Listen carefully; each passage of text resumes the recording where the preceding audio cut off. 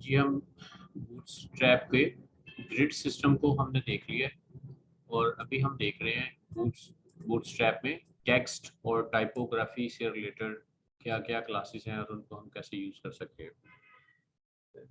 जैसे आप CSS में यूज़ करते थे,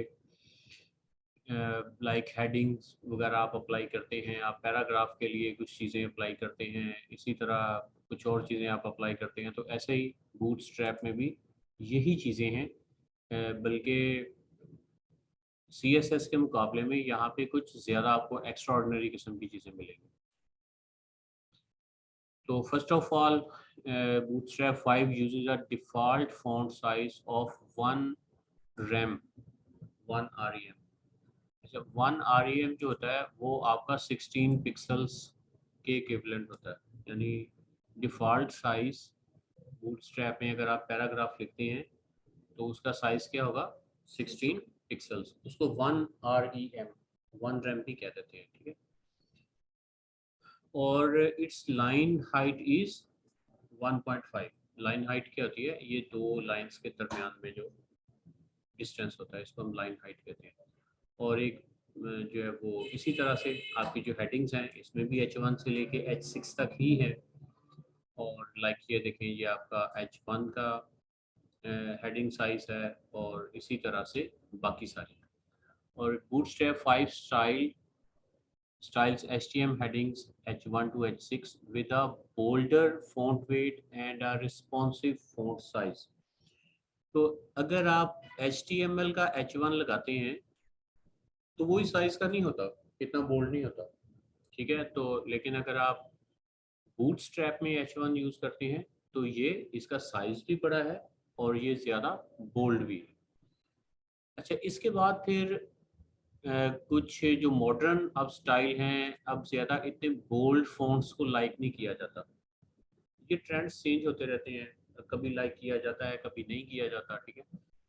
और ये जितने ज़्यादा बोल्ड हैं फ़ॉन्ट्स, उनकी लोडिंग टाइम भी फिर उतना ज़्यादा टाइम जो है वो ले सकता है।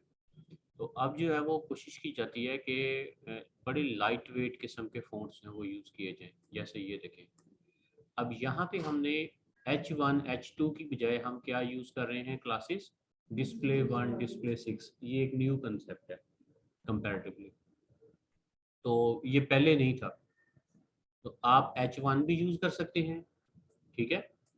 और डिस्प्ले डिस्प्ले की क्लासेस हैं वो भी आप यूज़ कर सकते हैं। अगर आप डिस्प्ले की क्लासेस यूज़ कर रहे हैं तो फिर आपको H1 H2 H3 यूज़ करने की ज़रूरत नहीं है। अगर इसे हम यहाँ पे ट्राई करें, ये देखें, जो भी हम क्लास यहाँ पे यूज़ करेंगे, लाइक यहाँ पे हम अच्छा, वेल H1 के साथ हम ये क्लास यूज़ कर रहे हैं डिस्प्ले 1। तो इसमें क्या है कि वो जो ये एक बोल्ड हमारे पास टेक्स्ट है उसको वो क्या कर देता है, लाइट वेट कर देता है, ठीक है। तो ये क्या करता है जी, display headings are use to stand out more than normal headings. ये उससे भी लार्ज करता है साइज को। Larger font size and lighter font weight, font का जो वेट है वो स्मॉल कर देता है। तो हैं ये H6 तक है, ओके। अच्छा, ऐसे भी हो सकता है, लाइक यहाँ पे हमने H1 की के लिए क्लास क्या यूज़ की है, डिस्प्ले 1। अगर मैं इसके लिए डिस्प्ले 3 यूज़ करता हूँ तो ये देखें, अब ये डिस्प्ले 3 साइज का है ये H1, लेकिन फर्दर इसको हमने डिस्प्ले 3 वाली क्लास इस पर यूज़ की है। वैसे तो जो H1 होता है उसका जो फ़ॉन्ट साइज होता है वो इतना बड़ा नहीं होता। लाइक ये सिर्फ H1 है मेरे पास, तो H1 एक्चुअली H1 ये है, ठीक है। तो अगर इसको फर्दर मैं करता हूँ डिस्प्ले 3 के साथ ये, और फर्दर इसको अगर मैं डिस्प्ले 1 के साथ करता हूँ तो ये और बड़ा हो जाएगा। अच्छा, फिर सम टाइम आप जो है ना वो स्मॉल का एक एलिमेंट जो है वो यूज़ कर लेते हैं। And the small class is use to create smaller secondary text in any heading. आपके पास हेडिंग है, लेकिन आप हेडिंग में चाहते हैं कि हेडिंग के अंदर ही जो टेक्स्ट है वो थोड़ा स्मॉल साइज में लिखा जाए। एक्चुअली आपके पास हेडिंग इतनी है, तो लेकिन आप क्या कहते हैं कि ये वाला जो टेक्स्ट है इसको थोड़ा स्मॉल किया जाए। तो वेल अगर आपको ज़रूरत है इसकी तो आप कर सकते हैं। इसके लिए आप क्या करेंगे कि ये देखें आपके पास H1 है, और H1 में H1 हेडिंग, ये आपके पास नॉर्मल H1 है, और उसके बाद आपने इतने टेक्स्ट को स्मॉल कर दिया। ये जो सेकेंडरी टेक्स्ट है इसको आपने स्मॉल कर दिया, तो ये ऑप्शन भी अवेलेबल है। इस चीज़ का आपने ख्याल रखना है कि ज़रूरी नहीं है कि जो ऑप्शन अवेलेबल है वो हमने यूज़ भी करनी है। अगर इसकी कोई लॉजिक समझ में नहीं आती तो आप बिल्कुल इसको यूज़ ना करें। ओके, ये हमने कुछ HTML के एलिमेंट्स पढ़े हुए थे, वो यहाँ पे दोबारा रिपीट होंगे। Bootstrap will style mark and mark class with yellow background colour and some padding. ये है, आप किसी चीज़ को हाईलाइट करते थे पहले मार्क को यूज़ करते हुए।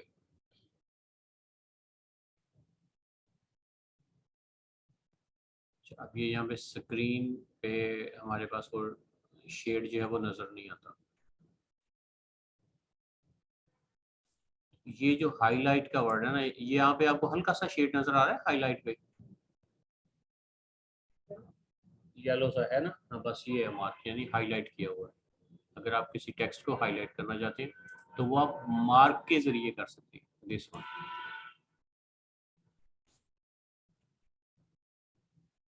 एब्रीविएशन हमने पढ़ा था। एब्रीविएशन क्या है कि ऐसे हम किसी वर्ड के ऊपर माउस ओवर करते हैं, तो ये WHO वर्ल्ड हेल्थ ऑर्गेनाइजेशन का ये एब्रीविएशन है।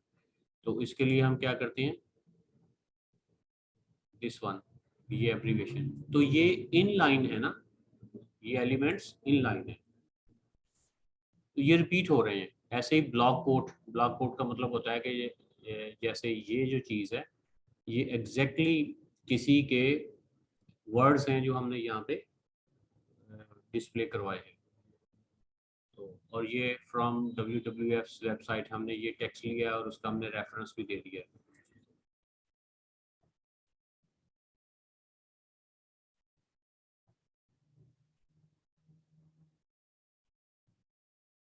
ठीक है ना, ये आपका क्या हो गया, ब्लॉक कोड, दिस वन। आपने इस पे क्लास अप्लाई कर दी ब्लॉक कोड की। और डिस्क्रिप्शन लिस्ट, ये जैसे आप कोई कीवर्ड लिखते हैं उसकी ये डिस्क्रिप्शन होती है। ये सारी चीज़ें HTML वाली हैं, वही रिपीट हो रही हैं। ठीक है, इसको आप कैसे करते हैं,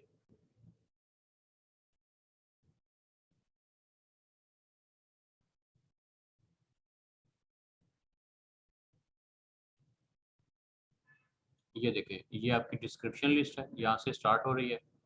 और ये डिस्क्रिप्शन टर्म कॉफ़ी, और उसकी डिस्क्रिप्शन क्या है, ब्लैक हॉट ड्रिंक, ये वाला। तो ये सारा वही HTML।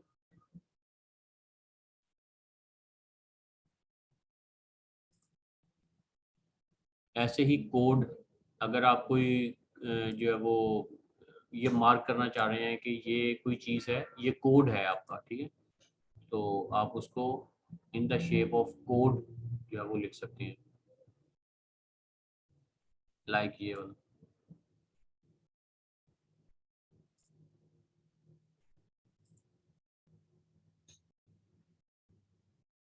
और ये आपका कीबोर्ड, अगर आप किसी की को चाह रहे हैं Ctrl+P इस तरह से प्रोमिनेंट सा होकर नजर आए। अगेन ये सारी चीज़ें रिपीट हो रही हैं। और प्री प्री फॉर्मेटेड, इसका मतलब है कि अगर आप HTML में लिखते हैं ना, कोई पैराग्राफ लिखते हैं, टेक्स्ट इन प्री एलिमेंट, उसके बाद नीचे ये लिखते हैं, फिर नीचे लिखते हैं, और यहाँ पे कोई स्पेस दे देते हैं, तो एक्चुअली वो एक ही लाइन में लिखता है। HTML जो है वो ऐसे लाइन ब्रेक्स को रिकॉग्नाइज नहीं करता। अगर आप लाइन को नीचे लिखना चाहते हैं तो आपको यहाँ पे ब्रेक लगानी पड़ती है, BR। लेकिन अगर आप प्री का टैग यूज कर लेते हैं तो फिर आप जिस तरह से लिखेंगे वैसे ही हमें नजर आएगा, ये इस तरह से। ये प्री का जो टैग है। और अगर आप इसको प्री के टैग को यूज नहीं करते तो फिर क्या होगा, फिर HTML जो है वो आपकी लाइन को सीधा कर देता है। जहाँ जहाँ पे आपने ये देखे ना, ये एलिमेंट के बाद आप नीचे वाली लाइन में आ गए ना, तो ये नीचे वाली लाइन में नहीं आ रहा। तो नॉर्मल बिहेवियर इसका ये होता है। अगर आप इसको ऐसे ब्रेक करके लिखते भी हैं तो भी इसका नॉर्मल बिहेवियर यही है कि ये इसको स्ट्रेट लाइन में लिखता है। लेकिन अगर आप कहते हैं कि नहीं, जैसे लिखा है वैसे ही नजर आए, जैसे आपने कोई पोएम लिखनी है या एड्रेस लिखना है, एड्रेस के लिए तो खैर अब टैग भी अलग दे दिया है इन्होंने, ठीक है। आप एड्रेस के लिए टैग ही एड्रेस का यूज कर सकते हैं। इसी तरह से मोर टाइपोग्राफी क्लासेस हैं आपके पास, आप यहाँ से इनको देख सकते हैं। तो ये लीड, पैराग्राफ, स्टैंड आउट, यानी उसको ज़रा प्रोमिनेंट करता है, ठीक है। और indicate, left aligned text, text break, text centre, अगर आप सेंटर में उसको लेना चाह रहे हैं, ठीक है। Text end no wrap, lower case, upper case, capitalise. ये याद है ना आपको, ये चीज़ें हमने पढ़ी हुई हैं सारी। ओके। अब कलर्स के लिए जब आप HTML में कलर्स को डिफाइन करते हैं तो उसके 3-4 तरीके हैं। एक तो आप RGB कलर्स वगैरह भी यूज़ कर सकते हैं, ठीक है। HS के भी यूज़ कर सकते हैं, कलर्स के नेम भी यूज़ कर सकते हैं, हेक्साडेसिमल वैल्यूज़ भी यूज़ कर सकते हैं। बूटस्ट्रैप ने और आसान कर दिया है। बूटस्ट्रैप उसको कलर्स को जो है ना 6-7 कलर्स में डिवाइड करता है। 1 2 3 4 5 6 7 8 9, 9 मेजर है, इनमें से 5-6 जो है वो ज़्यादा यूज़ होते हैं। लाइक अगर आप करते हैं टेक्स्ट, टेक्स्ट म्यूटेड, ये क्लास है, इन नामों से ना उसने क्लासेस बना दी हैं। तो ये इस तरह से इस कलर में नज़र आएगा। अगर आप लिखते हैं इसको जो है वो प्राइमरी, ये देखिए primary, success, info, warning, danger. अच्छा, वैसे हम डेंजर लिखते हैं तो वो कौन से कलर में होता है? रेड में होता है। वार्निंग कौन से कलर में होती है? येलो या ऑरेंज में होती है, ठीक है। तो इस तरह से वाइट को वाइट कह देता है, सेकेंडरी ग्रे है, ठीक है, डार्क मीन डार्क। तो यहाँ पे देखिए ये म्यूटेड है, ये इम्पोर्टेंट है। सक्सेस को हम ग्रीन कलर से लिखते हैं, ठीक है। अगर हम यहाँ पे क्लास लगाते हैं ना टेक्स्ट डैश सक्सेस, तो वो ग्रीन कलर में लिखेगा। और इंफॉर्मेशन नॉर्मली इस तरह से स्काई ब्लू टाइप, ये जो भी कलर है उसमें आता है। तो ये वार्निंग है, ये डेंजर है, ये सेकेंडरी टेक्स्ट है, ये डार्क है, और ये बॉडी टेक्स्ट है। तो आपने ये 5-7 कलर्स याद रख लेने हैं। मोस्टली यही कलर यूज होते हैं, ठीक है। You can also add 50% opacity for black or white text with the text black dash 50। opacity क्या होती है? कलर को मध्यम वो कर देता है बेसिकली। ओपेसिटी का मतलब होता है कि अगर उसके नीचे कोई ऑब्जेक्ट है तो वो सी थ्रू हो जाएगा। हाँ, उसके ऊपर वाला जो ऑब्जेक्ट है वो अगर ओपेसिटी उसकी हम बढ़ा देते हैं तो नीचे वाला ऑब्जेक्ट नजर आना शुरू हो जाता है। तो ये देखें, ये ब्लैक हमने लिखा था, उसको 50% हमने ओपेसिटी दी, तो ये ज़रा ग्रे सा हो गया, ठीक है। अच्छा, ये फ्रंट कलर्स हैं, बैकग्राउंड कलर्स भी यही हैं, उनके नाम भी यही हैं। ये देखिए primary, success, info, warning, danger, secondary और दिस, ये वही कलर्स हैं। यही कलर्स आप बटन्स के लिए लगा सकते हैं, यही कलर्स आप पैराग्राफ के लिए लगा सकते हैं, हेडिंग के लिए लगा सकते हैं, डिव के लिए लगा सकते हैं, कहीं भी यूज कर सकते हैं।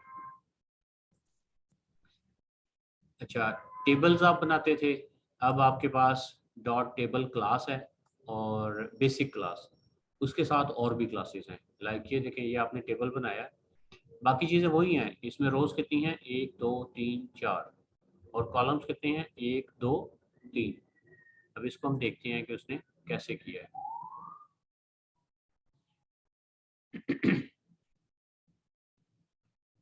ये देखें, ये कौन सी क्लास लगाई? टेबल को टेबल, और ये क्या है? Table head. ये हेडिंग रो है हमारी, टेबल हेड, उसमें टेबल रो हम क्रिएट कर रहे हैं। और कितनी हेडिंग्स है हमारे पास? फर्स्ट नेम, फिर लास्ट नेम, और फिर ईमेल। ये एक रो कंप्लीट हो गई। ये एक रो हमारी हेडिंग रो है, ठीक है। ये उसको हमने हेडिंग रो कहा है, इसलिए उसने इसके नीचे ऐसे एक ब्लैक लाइन जो है वो लगा दी। ये उसका बूटस्ट्रैप का डिफ़ॉल्ट बिहेवियर है। उसके बाद आगे आ जाए बॉडी में। अब ये टेबल की सारी बॉडी है एंड तक, यहाँ तक।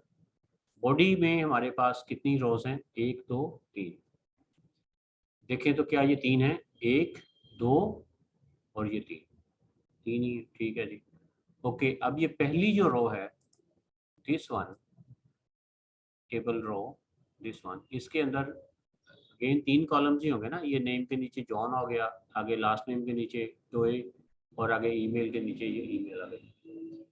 ये वाली रो हो गई। उसके बाद अगली रो आ गई, टेबल रो, ये दूसरी रो, और उसके बाद ये तीसरी रो। Very simple. यानी आपने क्या किया है, एक आपने जो है वो टॉप पे, ओरिएंटेशन चेंज कर लेता हूँ, ये देखिए ज़्यादा सही नजर आएगा। ये देखिए ये आपके पास टेबल है, इसको आपने क्लास लगा दी टेबल। ओके हो गया।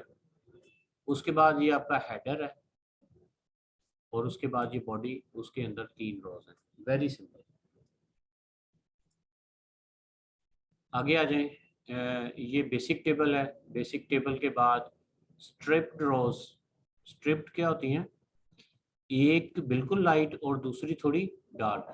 अब ये स्क्रीन पे आपको उस तरह से नज़र नहीं आ रहा, लेकिन उसके लिए आपने क्लास टेबल लगाई थी, एक क्लास आपने साथ और अटैच करनी है, टेबल स्ट्रिप्ड। इनमें से एक लाइट है, एक ज़रा डार्क है, एक लाइट है, एक ज़रा डार्क है। बॉर्डर्ड टेबल, तो टेबल डैश बॉर्डर, उसकी क्लास आपने लगा देनी है। होवर रोज, होवर रोज में ये जब आप माउस ओवर करते हैं तो वो डार्क डार्क रोज हमें नजर आती है, तो उसके लिए डॉट टेबल होवर। ये जब आप माउस ओवर करते हैं ना, तो हल्का सा इफेक्ट आपको नजर आ रहा होगा। तो अगेन आपके पास टेबल है, क्लास टेबल और टेबल होवर। अगर आप ज़्यादा क्लासेस भी लगाना चाहते हैं, ज़्यादा भी लगा सकते हैं। मतलब आप एक टेबल लगा दें, एक होवर लगा दें, बॉर्डर लगा दें, और भी कोई लगा सकते हैं, ठीक है। ब्लैक डार्क टेबल, ये देखें, ये है टेबल डार्क। इसमें भी एक ज़रा लाइट है और एक नहीं, ये सारा ही डार्क है, जस्ट इसमें आपको बॉर्डर्स नजर आते हैं। डार्क स्ट्रिप्ड, ये स्ट्रिप है, एक हल्का सा लाइट है और एक ज़्यादा डार्क है। तो जो क्लास भी आपने लगानी है वो आप लगा दें। ये देखिए यहाँ पे एक क्लास तो लगी होगी ना टेबल, वो तो लगनी है। एक आपने लगा दी टेबल डार्क, एक आपने लगा दी टेबल स्ट्रिप्ड, तो 3 क्लासेस लगेगी इस टेबल पे। ओवर डार्क टेबल, ये देखें, इसमें आपने एक ओवर वाली भी लगा दी है।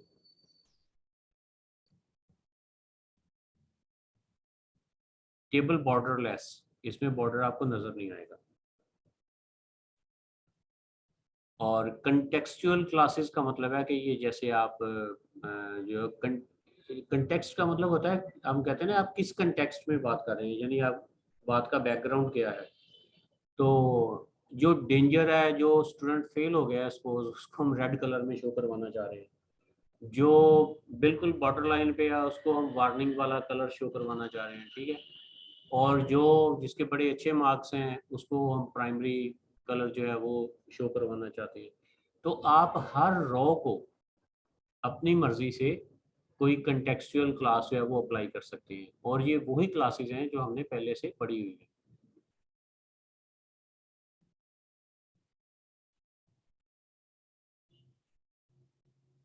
ये देखें, फॉर एग्जांपल ये एक टेबल रो है, इसको हमने सक्सेस लगा दिया। ये टेबल रो है, इसको हमने प्राइमरी लगा दिया। ये है, इसको हमने डेंजर लगा दिया। तो जो जो जिसको डेंजर लगाया है वो ये नजर आ रहा है रेड पे। इसी तरह से कुछ और क्लासेस भी हैं, और नहीं, ये कंटेक्चुअल क्लासेस ही हैं, ये वही है नाम इनके, primary, success, danger, info, warning, ठीक है, ये वही है सारे।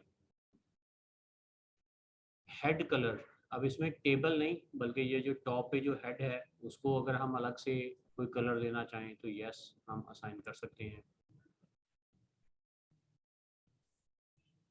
ये देखिए, ये टेबल हेड लगाया था ना हमने, टेबल हेड रो जो है, तो उसको हम टेबल डैश डार्क, ये वाली हमने क्लास इसको ये वाली अप्लाई कर दी। बाकी सारा सेम है, बाकी में हमने कुछ नहीं करना। Small table makes the table smaller by cutting cell padding half। इसका मतलब है कि ये दरमियान में ये जो गैप होता है, और सेल पैडिंग जो है ये देखिए टॉप पे है और बॉटम पे ज़्यादा गैप हमें नज़र आ रहा है पैडिंग का, तो वो कम हो जाएगा। ठीक है, तो ये वो ज़रा आपका टेबल जो है वो स्मॉल हो जाएगा। अच्छा, रिस्पॉन्सिव टेबल। रिस्पॉन्सिव टेबल का कंसेप्ट यहाँ पे थोड़ा डिफरेंट है रिस्पॉन्सिव बाकी चीज़ों के मुकाबले में। लाइक अगर हम कोई आम वेब पेज बनाते हैं और उसको हम रिस्पॉन्सिव कर लेते हैं, उसमें चाहे पैराग्राफ्स हैं या डिव्स हैं, तो अगर उसका साइज छोटा होता है स्क्रीन का, तो क्या होता है कि चीज़ें राइट लेफ्ट डिस्प्ले होने की बजाय स्टैक हो जाती हैं ऊपर नीचे, यानी वो 100% विड्थ यूज़ करना शुरू कर देती हैं। लेकिन टेबल का मतलब हम टेबल में ऐसे नहीं कर सकते। टेबल में मतलब अगर हमारी स्क्रीन छोटी हो जाएगी, तो first name last name age इतनी स्क्रीन है हमारी, तो क्या ये सिटी नीचे आ जाएगा? ये नीचे नहीं आएगा। नीचे आएगा तो वो सारा ही गड़बड़ हो जाएगी ना, पता नहीं चलेगा कि कौन सी चीज़ कहाँ पे थी। या फिर आगे एग्जाम्पल, एग्जाम्पल के बाद अगला चीज़ वो फिर उससे नीचे आएगी, तो ये तो खिचड़ी पक जाएगी। रिस्पॉन्सिव का मतलब है कि आपके पास ये स्क्रॉल बार अपीयर होगी अगर छोटी स्क्रीन हो जाएगी आपके पास। अगर छोटी स्क्रीन नहीं है तो ये टेबल फुल विड्थ में नजर आएगा। अगर स्क्रीन छोटी है तो आपके पास ये स्क्रॉल बार नजर आएगी। इसको हम यहाँ पे ट्राई भी कर सकते हैं, और इसके लिए मैं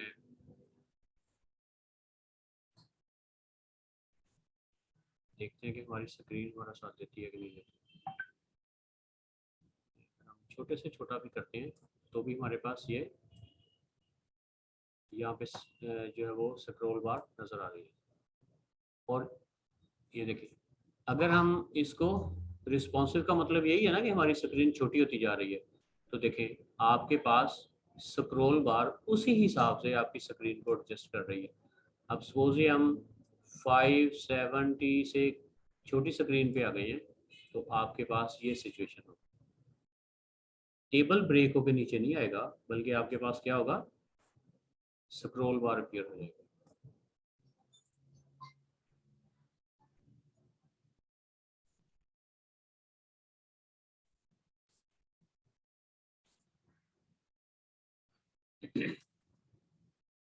ओके, अगर आप इसको फर्दर डिफाइन करना चाह रहे हैं कि रिस्पॉन्सिव सिर्फ स्मॉल स्क्रीन के लिए हो, तो आप उसके लिए टेबल रिस्पॉन्सिव एसएम लगा दें। अगर आप कहते हैं कि नहीं सिर्फ लार्ज स्क्रीन के लिए रिस्पॉन्सिव हो, तो फिर वो इस स्क्रीन साइज से जब छोटी होगी तो स्क्रॉल बार नज़र आएगी, वरना स्क्रॉल बार नज़र नहीं आएगी। ठीक है, इसका ये मतलब, लाइक यहाँ पे हमने एसएम किया है स्मॉल स्क्रीन के लिए, हम कहते हैं स्मॉल स्क्रीन के लिए स्क्रॉल बार नज़र आए, तो यहाँ पे हमारा जो स्क्रीन साइज है क्या वो स्मॉल है?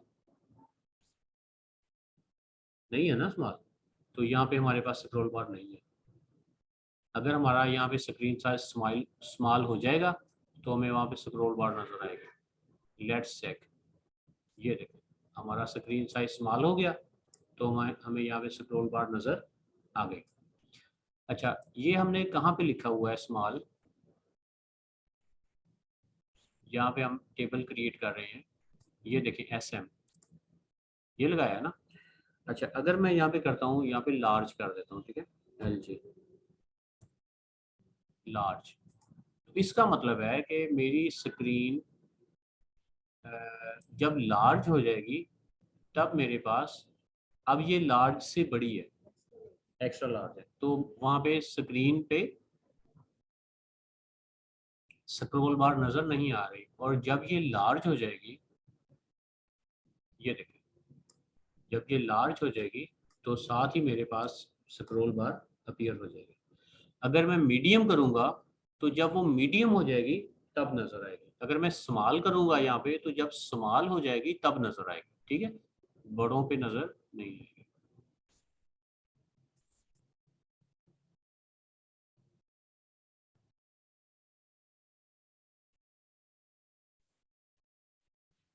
अच्छा, ये